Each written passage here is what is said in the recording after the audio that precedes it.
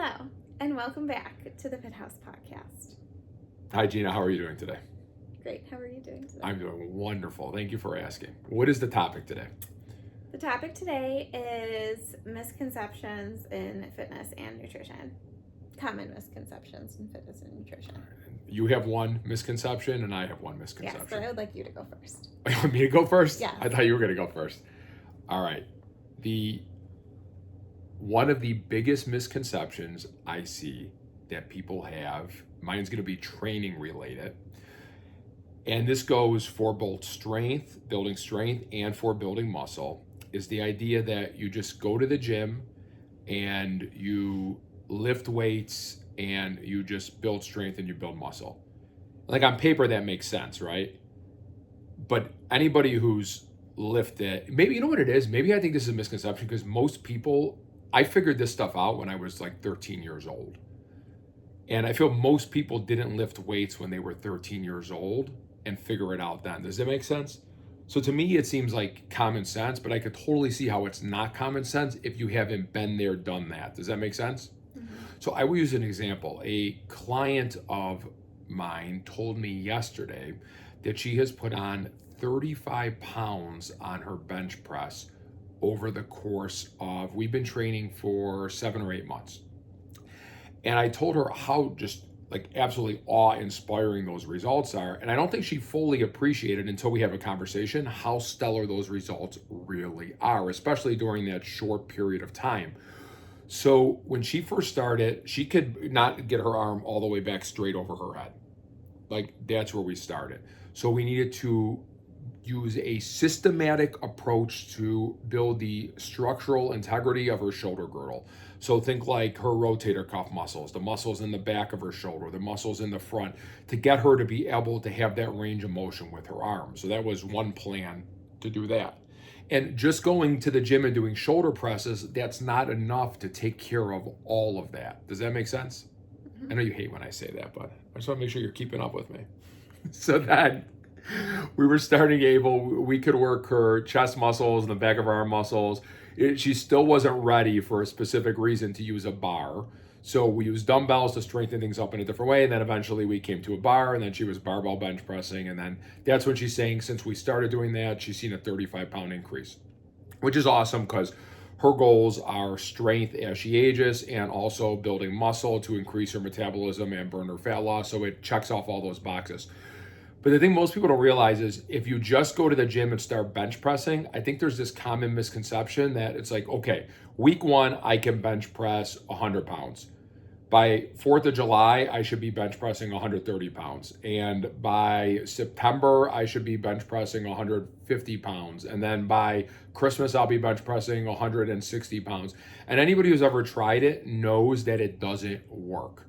And there's quite a few reasons for why that doesn't work, but succinctly and simply, when you're bench pressing, you're making certain muscles stronger. But there's also muscles that help balance out those muscles that you're making stronger. And as you're making those bench pressing muscles stronger, those other muscles are not getting as strong. So because they're not getting as strong, your body's starting to become out of balance. Does that make sense, Gina? Yes.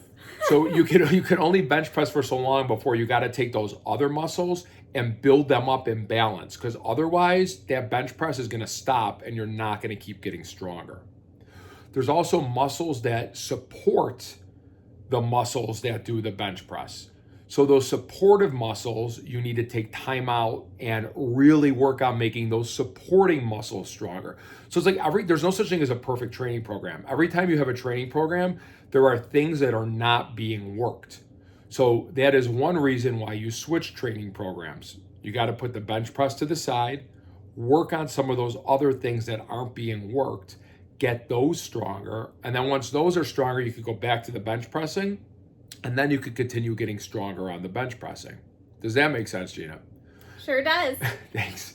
And it's the same thing for building muscle too. It's like this fallacy I've noticed that, okay, I want to build muscle to build my metabolism. So I'm going to go to the gym. I'm going to do some curls. I'm going to do some bench press. I'm going to do some squats.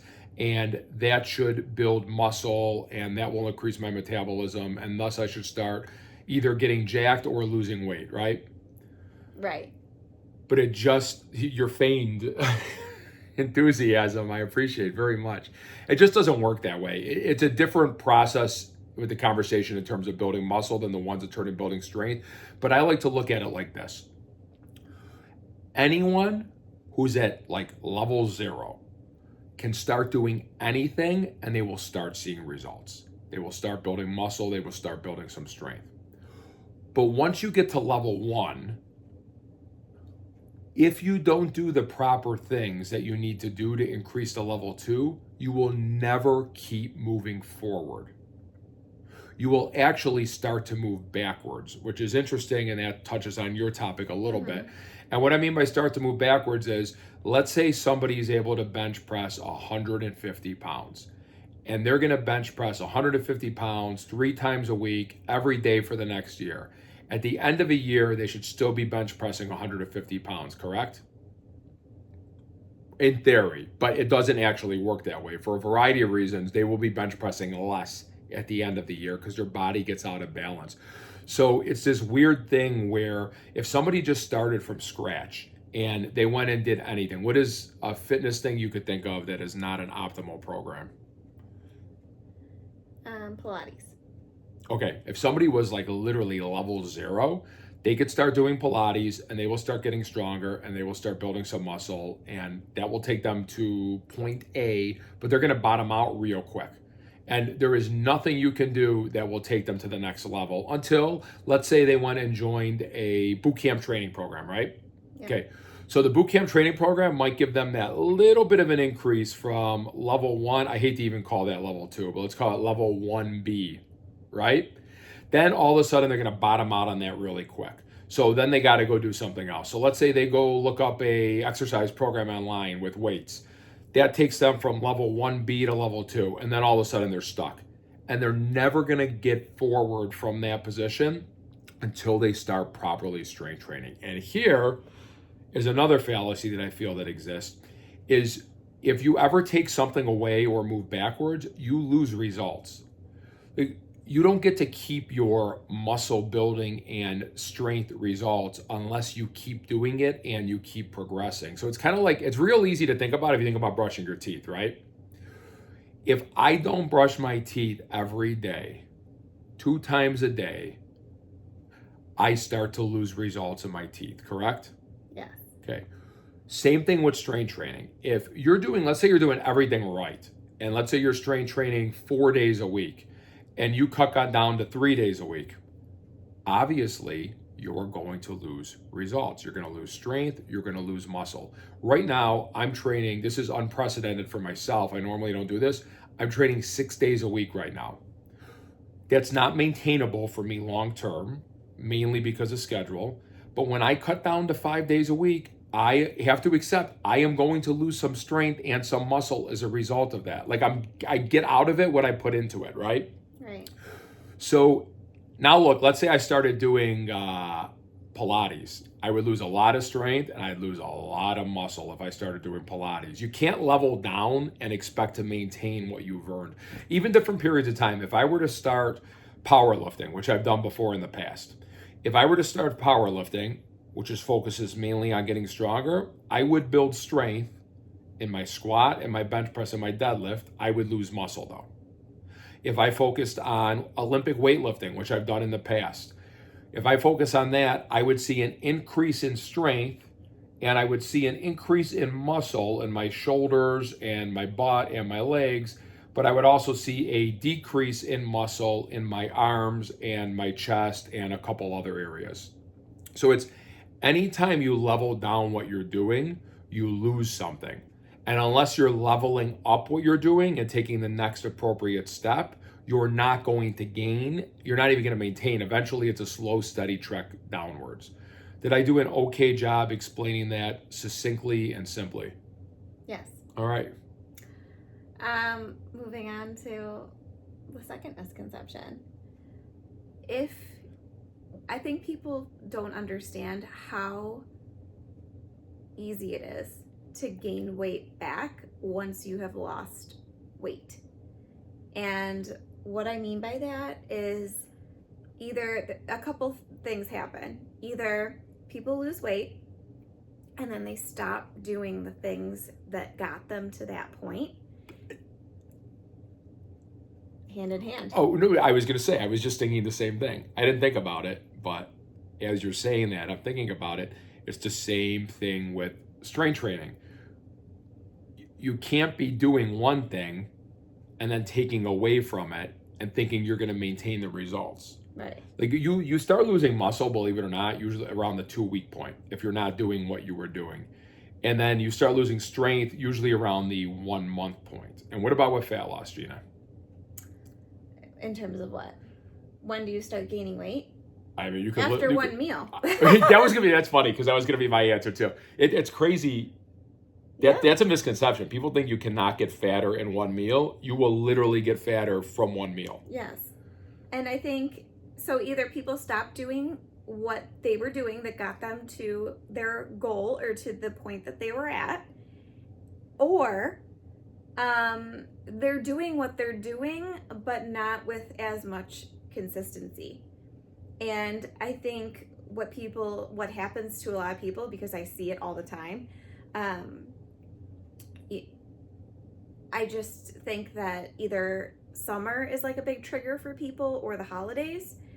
And in the summer, people say, oh, well, there's cookouts and there's different, in the winter, there's cookie baking contests or like insert different holiday party here.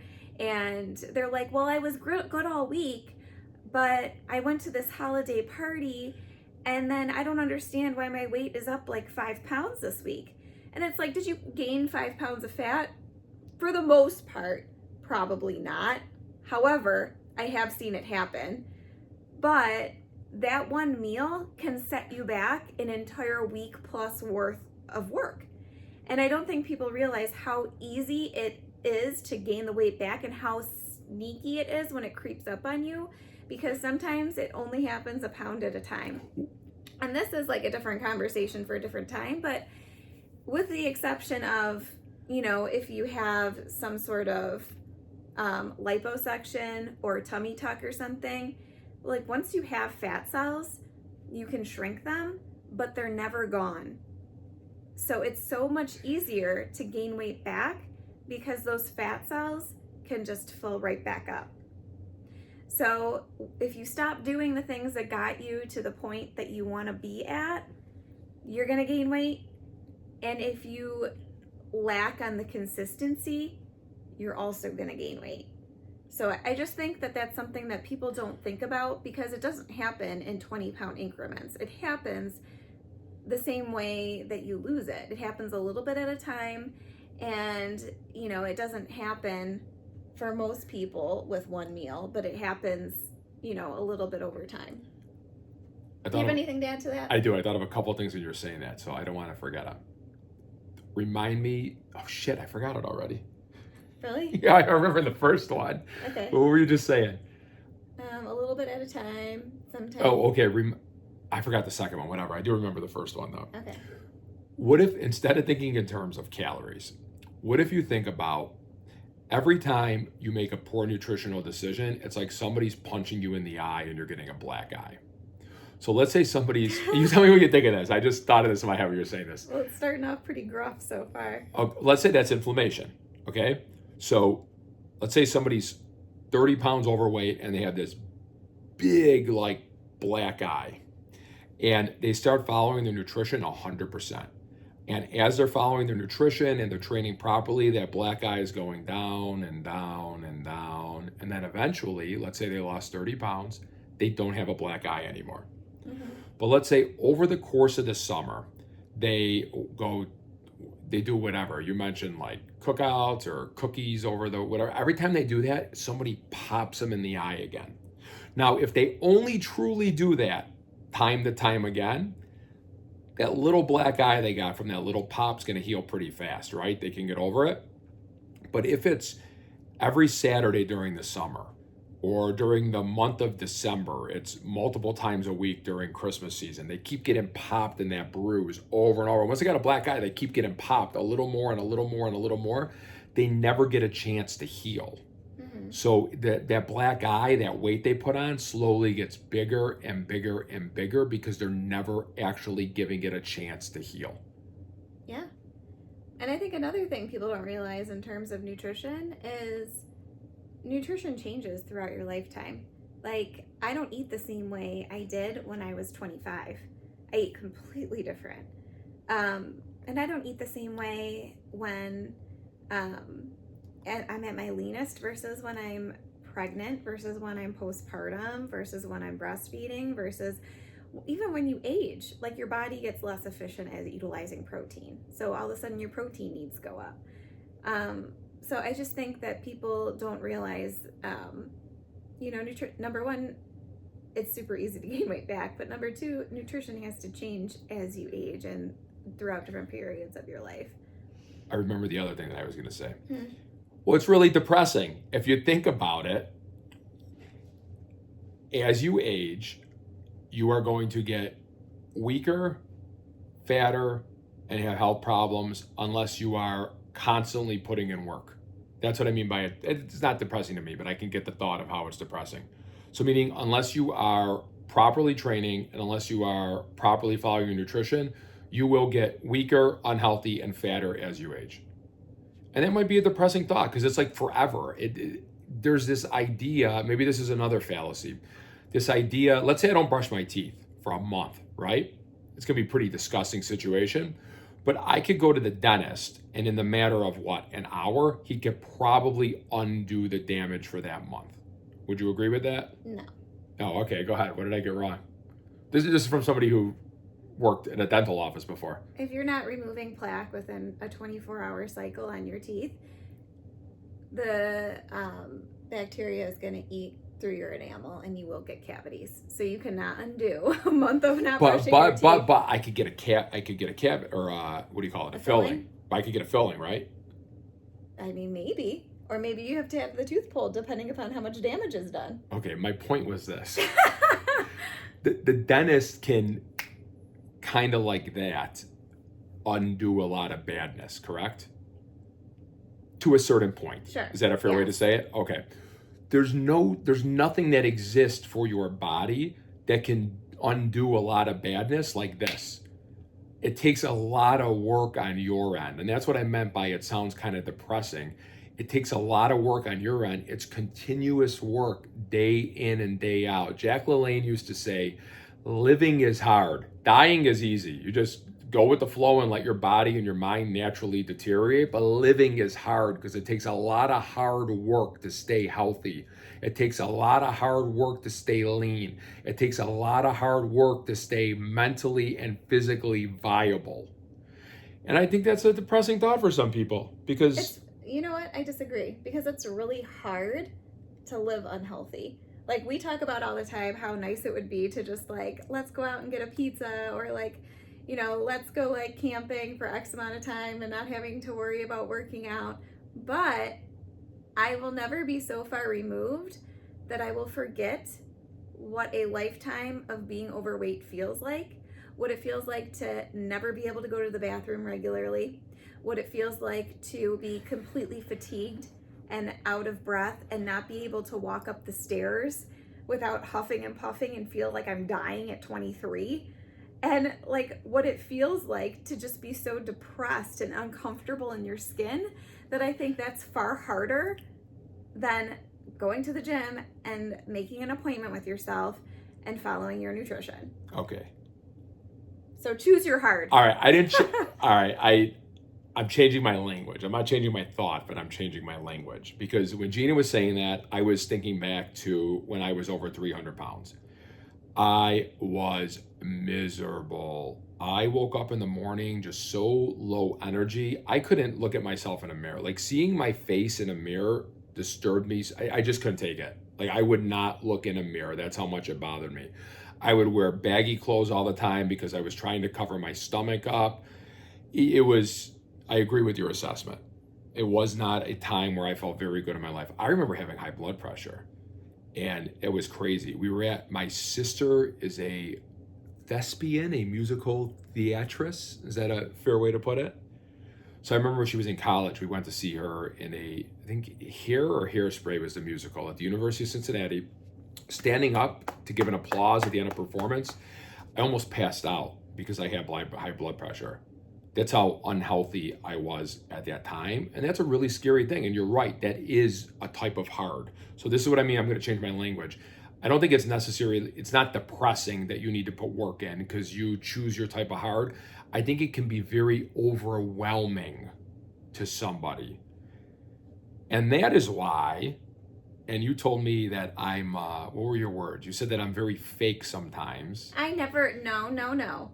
I never used the word fake. Yes, you did. You said I was fake. I remember your exact word. You told me I was fake. This is what Gina meant when she said I was fake. She said that a lot of times I pussyfoot around saying what's on my mind to somebody and what they really need to do.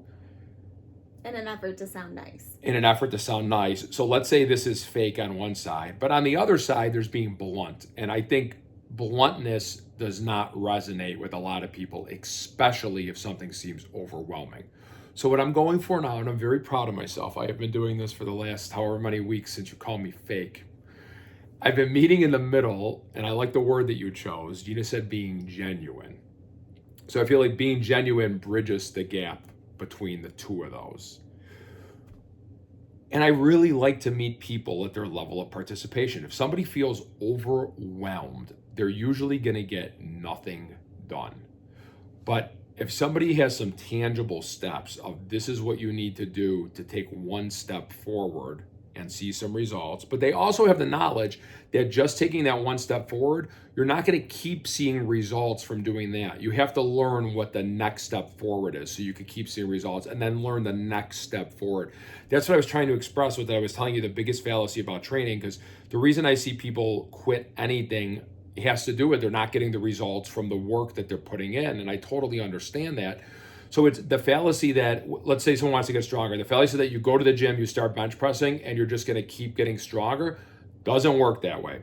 The fallacy that you just go to the gym, lift some weights, do some curls, do some presses, do some squats, do what you saw them doing on YouTube, and you're just going to keep building muscle, and then you're going to lose body fat doesn't work that way. Your fallacy that you said that it's, okay, I'm going to put this effort in to lose weight properly, and then like I'm here, I don't have to keep putting the effort in, or I don't have to take the next level and I'm just going to maintain it or keep moving forward. It doesn't work that way. So that's why I think it's so important, one, to meet people at their level of participation so it doesn't seem overwhelming, but two, paint a very clear picture of why something is not going to continue to work, and that was the thing we did for over 2 years, right? What gets you from point A to point B is not the same plan that's going to get you from point B to point C, and something's always changing. You mentioned as you get older, your eating has to change, correct? Yes. Or like what you have going on in different points in your life, your eating has to change, or your sure. training has to change, or Yeah. like have you had any experiences where you've kept doing the same thing and you went in reverse? Absolutely. Multiple times. Even though you told me not to. Oh, thank you. Well, I did the same thing happens to me though. How many times have I been like just lean, ripped lean, and then X amount of months go by and I say to you, why did I lose this? Like, why do I do this to myself all the time when I had something and I was feeling so amazing and then it disappears? Mm-hmm. You can't help yourself. Yeah, but it's not even. It's you're human. Everybody goes back to the thing that worked. No, I didn't go back to shit. This goes back to what I was saying. This is me. Don't take this to be you. This is my body and the point I'm at. So I'm at point F or point G or Y or whatever, right? On the whatever, on the A to Z continuum. Oh man, I can't wait to see what Z is. Okay. Well, be ready. No. I'm only gonna get better. Just Okay. FYI. All right. I have no doubt. So this is just me. Don't take this to be you. My body goes through this process. When I get leaner, I always make some nutritional considerations and start eating less, and I change my training around in a specific way that works for me to get leaner. Then as I start getting leaner, I need to start eating more to continue getting leaner. And I will keep eating more and more and more and getting leaner and leaner and leaner. I will use last summer as the time of a point of reference. I went from eating 3 pounds of meat every day to 4 pounds of meat every day to 5 pounds of meat every day to 6 pounds of meat every day. And I was getting leaner and leaner and leaner and leaner. Do you remember this? I do, because I was cooking it. Okay. But there is a point where that needed to stop. But 6 pounds of meat every day is like really, really delicious to me. I love eating meat. So I don't taper it down. So eventually, instead of getting leaner, leaner, leaner, leaner, even though I knew I was at that point when my plan needed to change, I started getting fatter, fatter, fatter, fatter. And then come like October, I was not feeling so. It's like a newborn baby. Did you ever think about that? What's that? 6 pounds. Whatever. But don't judge me. This is. You can't just keep doing the same thing. So my body works in cycles, what I was doing, and I always end up. So that's why I get it when that happens to people. I keep doing the same thing, and eventually it starts happening in reverse, even though it doesn't make sense, because my training kept progressing. Just my nutrition needed to change. But it's, you live and learn, and the important part is you get back on track and then you move forward. Right. Anything else you would like to add to this conversation? No, I mean, that's why I'm so passionate about nutrition, because nutrition is tough. It is constantly in your face. It is constantly on every corner, on every ad, everything. And I get it. Like, I struggled with my nutrition my whole life, which is why I'm passionate about nutrition, as passionate as Chris is about training. You know what's one thing I don't get, though? I really genuinely don't get this. You can't cut food out like you can a drug. Like, if you were addicted to a drug, you can cut the drug out, but you can never cut food out. You can cut certain foods out that maybe are like a trigger for you, but here's the part I don't get. I get okay, I fell off track in what I was doing before, right? Mm-hmm. The story I just shared. But the part that I don't get, just because whenever I've wanted to change my body, it was so important to me that I just did it like that. So when I was 300 pounds, and there were a couple times that happened in my life, I felt so awful and I felt so terrible about the way I looked that I just like that. I would say no to certain foods that I knew that were not good for me. I started eating better meals. I was making better choices. Like everyone knows to a certain point. You always said with weightlifting, you could just go, if you are at level 0, you could just go at the gym and start doing anything, and you will start seeing some results in the short term until whatever we'll call it level 1 you hit, then you stop seeing results. Agreed? Mm-hmm. Okay. Nutrition, people aren't dumb. People are a lot smarter than they give themselves credit for.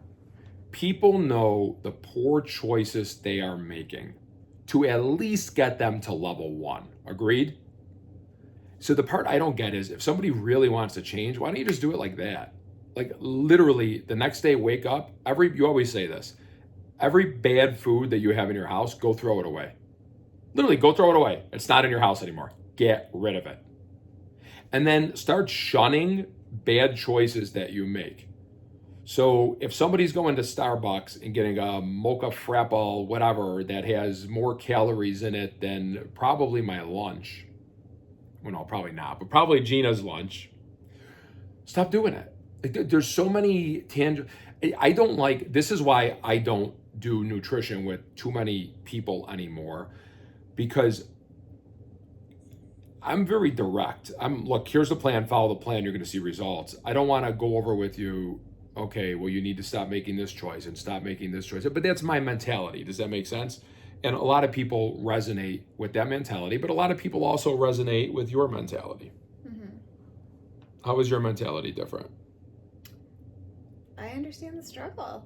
Like, you are more of a machine when it comes to nutrition. It's not even being a machine, though. I just don't understand if... I understand. It's hard to break habits that have been part of your life for some people 40, 50, 60 years. Those are hard habits to break. Like, I can be very disciplined and very motivated for actually pretty long spurts. Mm-hmm. But it took me a very long time to get there. And I had, before Chris and I met, I had like a good, I don't know, 6, 7, 8 months of time where I was very disciplined to lose a bunch of weight.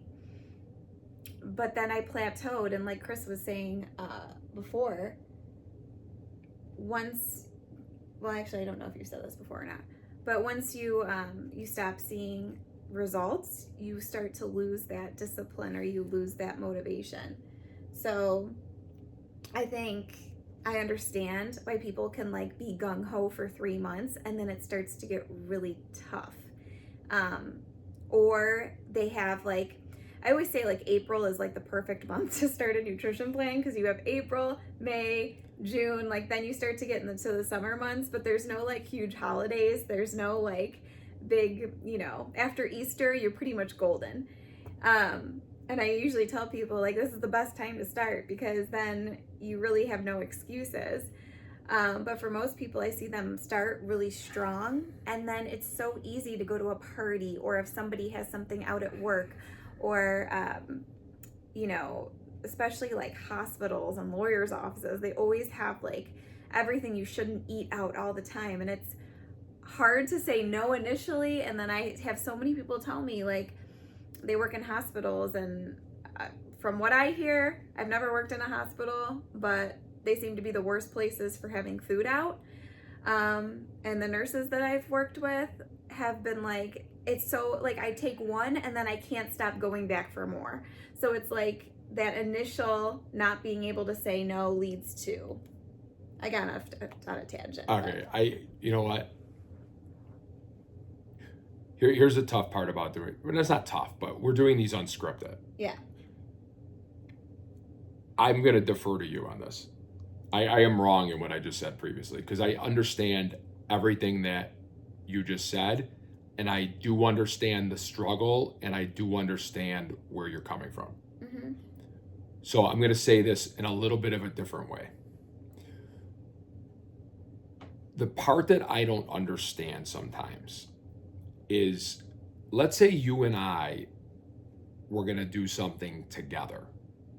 And I'm going to equate that to when a client is doing nutrition with you or a client is training with me. Mm-hmm. You're smirking.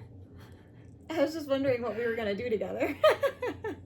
Let's say that this is the summer where you and I are just going to get ripped. And we're going to follow our nutrition 100%, and we just want to crush it. Or we could be like, this is the summer where we could do the opposite. We could be like, this is the summer where we are going to be so on track with our training. We're not going to miss one training session, but whatever. Once a week, you and I are going to go out and splurge. Who cares? Whatever. We have some sort of goal together. I will hold, it's like when we have a teamship, I will hold you on track, and I will stay on track, because I want to hold my end of the bargain, and I want to be part of the team. Does that make sense? Mm-hmm. So I don't know where I'm going with this, other than when we put our... It's easier when your family's involved and you have support, because that's what I'm taking from it. Probably. That's where I see a lot of people fall off track. 100%. I always... If your partner is not on board with you, and I have dealt with this in my past, you will fail. Like 100%. It's usually there's no question. Unsupportive husbands are the worst. Unsupportive male partners are the absolute worst. Either the relationship ends or the nutrition plan ends. Like it can't coincide, because I've never seen it work. I have never in all my years of doing this seen it work. Or from personal experience. I mean, to what you just said, I always see the unsupportive husband eventually. It's always an unsupportive husband. It's very rare. It's an unsupportive wife. He wants you to keep the results, but he doesn't want to support you in your effort to get there. Either that, or he usually doesn't want to pay for it. It's one or the other. Cheap husbands. But I lost my train of thought now. It's all right. Oh, this has been, I feel like this has gotten very off topic from our misconceptions too. Oh, no, you know what? I thought of one thing. Over time, clients have expressed to me the biggest value that they get from training with us. Mm-hmm. And would you agree that I'm typically frustrated by the answers? I know what you're going to say. Okay. But I've learned from Gina that different people appreciate different things. I've heard that people appreciate the accountability, like the day and the time to show up and train. People appreciate the atmosphere. They appreciate the camaraderie. The biggest value that I feel that we provide through training is the direction and the plan that's going to take you from level 1 to level 2 to level 3 to level 4, that's going to ensure that you keep seeing results and that you're not going to ever move backwards.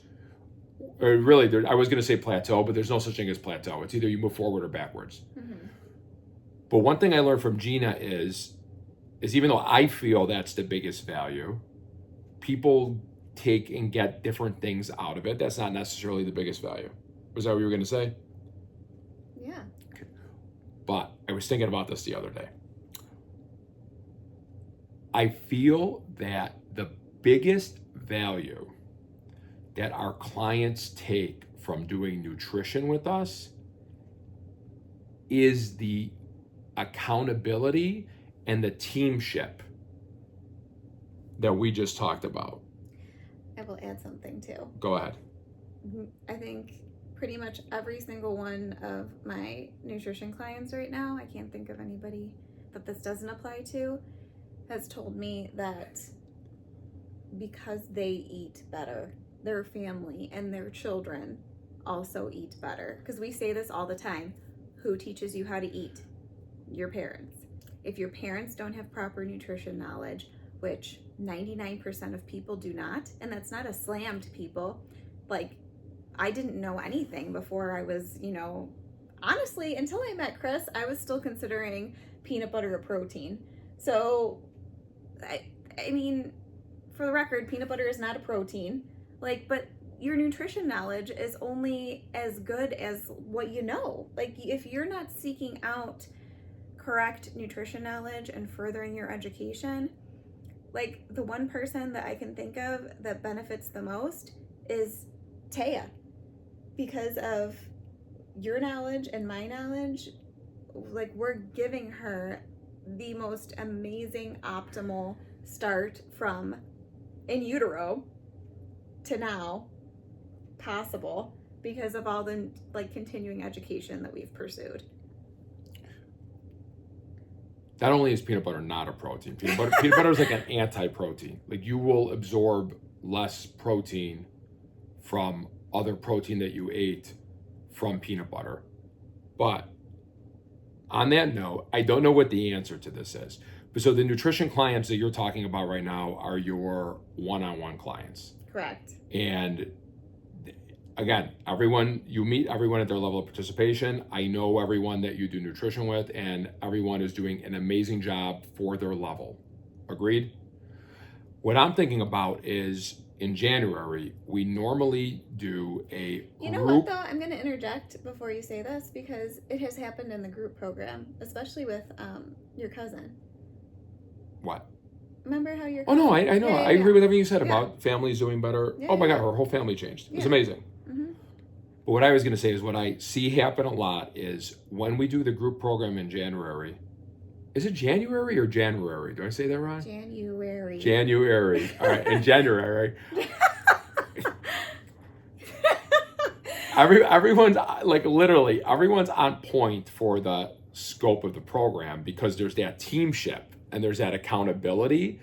And then usually everybody what? Your pronunciation. Everybody falls off, for the most part, everybody falls off track once that time period expired. So I don't know what the answer is, but maybe there is something we can do in the future, and maybe if any of our clients have ideas, where it's some sort of teamship where everyone is, because with training, people do it, it's amazing. Like the camaraderie and the motivation and the environment with training and our clients is absolutely phenomenal. Like everyone pushes each other to be better. So maybe there's some answer of something we could be doing in regards to nutrition to help bring everyone up a level. And I'm just thinking out loud. You know what else I'm thinking? We need to wrap it up. And I love you. Okay. All right. Go ahead, wrap it up. All right. Thank you for watching. We will see you next week. Bye.